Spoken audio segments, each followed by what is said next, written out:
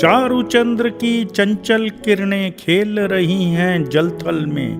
स्वच्छ चांदनी बिछी हुई है अवनी और अंबर तल में। पुलक प्रकट करती है धरती हरित तृणों की नोकों से। मानो झीम रहे हैं तरुबी मंद पवन के झोंकों से।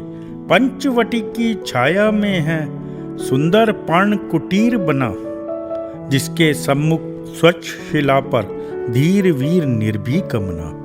जाग रहा है यह कौन धनुर्धर, जबकि भुवन भर सोता है। भोगी कुसुमा युद्ध योगी सा बना दृष्टिगत होता है। किस व्रत में है व्रती वीर यह, निद्रा का यूं त्याग किए। राजभोग्य के योग्य विपिन में बैठा आज विराग लिए। बना हुआ है प्रहरी जिसका, उस कुटीर में क्या धन है। जिसकी रक्षा में रत इसका, तन है मन है और जीवन है। मृत्यु लोक मालिन्य मेटने स्वामी संग जो आई है। तीन लोक की लक्ष्मी ने यह कुटी आज अपनाई है। वीर वंश की लाज यही है, फिर क्यों वीर न हो प्रहरी। विजन देश है निशा शेष है, निशाचरी माया ठहरी। कोई पास न रहने पर भी जनमन मौन नहीं रहता। आप आपकी सुनता है वह आज आपसे है कहता। बीच बीच में इधर उधर निज दृष्टि डालकर मोदमयी, मन ही मन बातें करता है धीर धनुर्धर नई नई। क्या ही स्वच्छ चांदनी है यह, है क्या ही निस्तब्ध निशा। है स्वच्छंद सुमंद गंध वह, निरानंद है कौन दिशा। बंद नहीं अब भी चलते हैं नियति नटी के कार्यकलाप। पर कितने एकांत भाव से, कितने शांत और चुपचाप।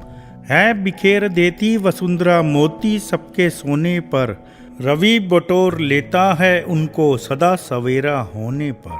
और विराम दायिनी अपनी संध्या को दे जाता है। शून्य श्याम तनु जिसको उसका नया रूप झलकाता है। सरल तरल जिन तुहिन कणों से हस्ती हर्षित होती है। अति आत्मिया प्रकृति हमारे साथ उन्हीं से रोती है। अनजानी भूलों पर भी वह अदय दंड तो देती है। पर बूढ़ों को भी बच्चों सा सदैव भाव से सेती है।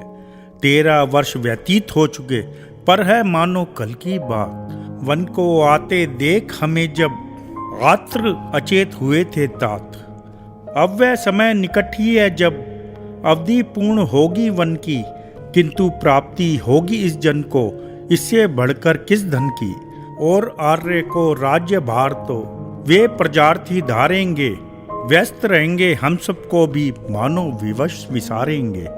कर विचार लोकोपकार का हमें न इससे होगा शोक। पर अपना हित आप नहीं क्या कर सकता है यह नरलोक। मैथिली शरण गुप्त की यह कविता चारु चंद्र की चंचल किरणें अपने आप में एक अनमोल नजराना है।